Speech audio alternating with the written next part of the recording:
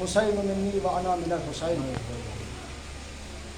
کائنات کا سارا نظام اور کائنات کو خلق کرنے کا مقصد صرف یہ رہا خالق کائنات کا کہ اس نے کائنات کو بنایا اپنے حبیب کے لیے، کائنات کی ہر چیز کو اپنے حبیب کے لیے خلق کیا، اس لیے کہ سب سے پہلے پروردگار عالم نے اپنے حبیب کے نور کو خلق کیا۔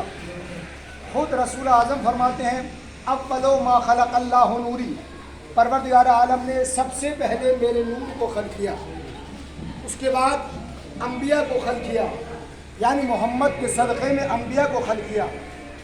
پروردگار عالم نے محمد کے صدقے میں انبیاء کو خلق کیا، پھر سب سے آخر میں اپنے حبیب کو رکھا، سب سے پہلے نور خلق کیا، اور جب سلسلہ رسالت دے کر بھیجا تو سب سے آخر میں رکھا۔ کیا وجہ ہے، کیوں رکھا، کس لیے رکھا؟ پروردگار عالم نے اپنے حبیب کو آخر میں اور نور سب سے پہلے خلق کیوں کیا؟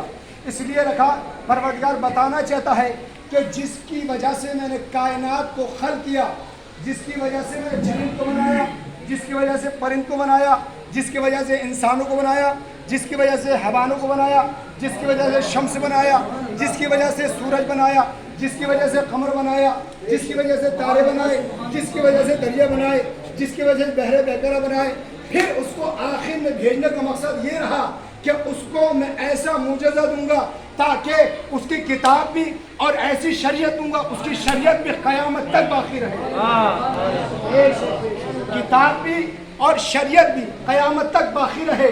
ہم سب مسلمان ہیں، یہاں کھڑے ہیں، ذرا یہ بتائیے آج کے دور میں کس کی شریعت چلتی ہے؟ کیا موسیٰ کی شریعت چلتی ہے؟ بتائیے، نہیں چلتی۔ کیا عیسیٰ کی شریعت چلتی ہے؟ نہیں چلتی۔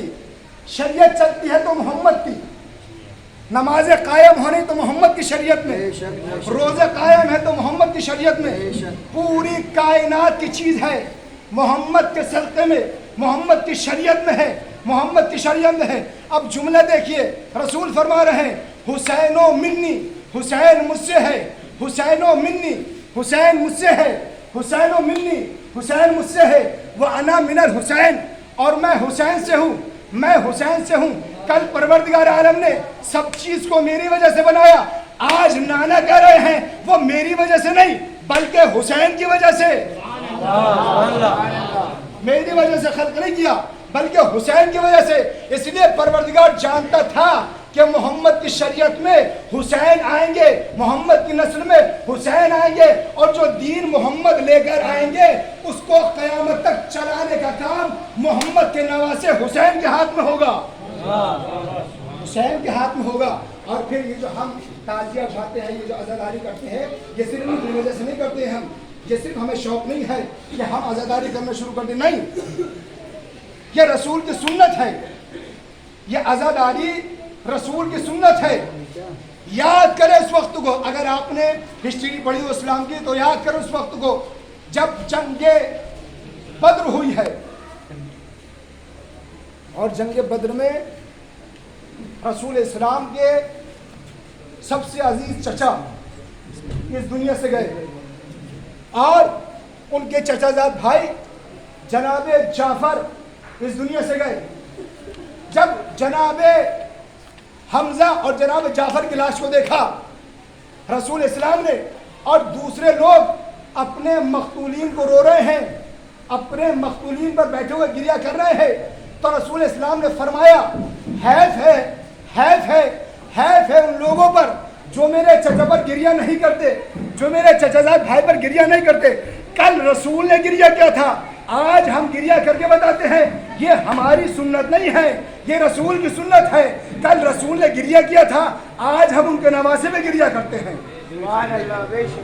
یہ ہم اپنی طرف سے نہیں کرتے ہیں۔ اور پھر جب رسول اسلام کے گھر میں امام حسین جیسا نواسا آیا ہے، امام حسین جیسا نواسا، صحیح مسلم کے اندر روایت ہے یہ، صحیح بخاری کے اندر روایت ہے یہ، اور ابن ابی الحدید نے بھی لکھا ہے، امام شافعی اس بات کے قائل ہیں، کہتے ہیں کہ جب رسول اسلام کے گھر میں نواسے رسول آئے ہیں تو فوراً جبریل آئے، اور جبریل نے آنے کے بعد سب سے پہلے سلام کیا، سلام کرنے کے بعد کہا پروردگار عالم کہہ رہا ہے کہ محمد آج جس نواسے کی ولادت پر آپ خوش ہو رہے ہیں یہی نواسہ ہوگا، اور تمہاری امت کا بدبخت شقی ترین انسان اس نواسے کو قتل کرے گا۔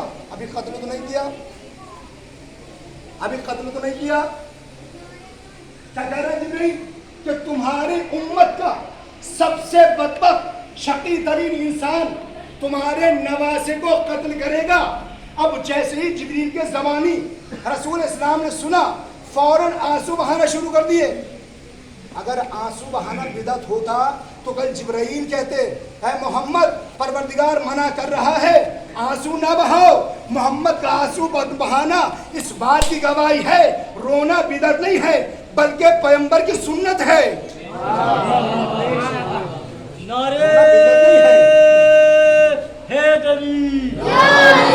اور اس کے بعد پھر جب فاطمہ زہرا آئی ہیں تو ان کے سامنے گریہ کیا اور پھر پوری تفصیل جو ہے جناب جبریل نے بتائی کہ یہ ایسے شہید ہوگا، کربلا کے میدان میں 3 دن کا بھوکا پیاسا شہید ہو جائے گا، اس کے ساتھ اس کا جوان بیٹا ہوگا، اس کے ساتھ کا بھائی ہوگا، اس کے ساتھ اس کا بھتیجا ہوگا، یہ سب کربلا میں شہید ہو جائیں گے۔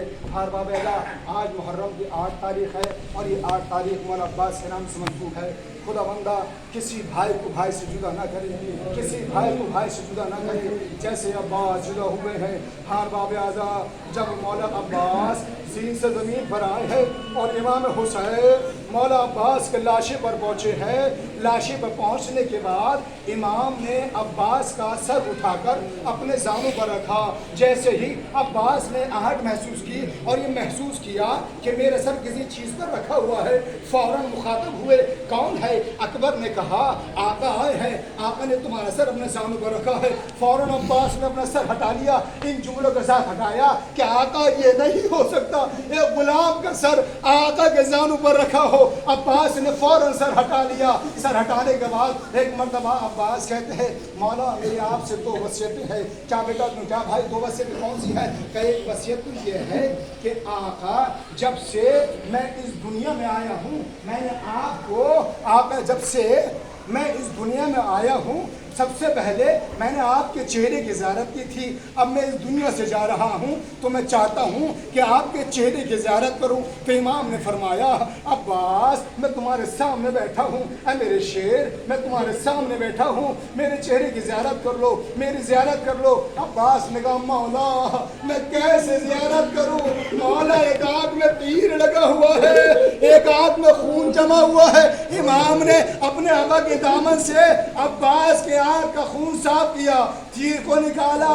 عباس نے زیارت کی، زیارت کرنے کے بعد کہا مولا میری دوسری وصیت یہ ہے اے مولا میرے لاشے کو خیمے میں نہ لے جانا، اے مولا میرے لاشے کو خیمے میں لے جانا۔ مولا نے کہا عباس خیریت تو ہے، خیمے میں کیوں نہ لے کر جاؤں؟ کہا مولا میں سکینہ سے وعدہ کر کے آیا تھا، اے سکینہ میں تیرے لیے پانی لے کر آ رہا ہوں لیکن پانی نہ لے کر جا سکا، اے مولا مجھے سکینہ سے شرم آئے۔ لبیک یا حسین، لبیک یا حسین، لبیک یا حسین، لبیک یا حسین، ماتم حسین یا حسین۔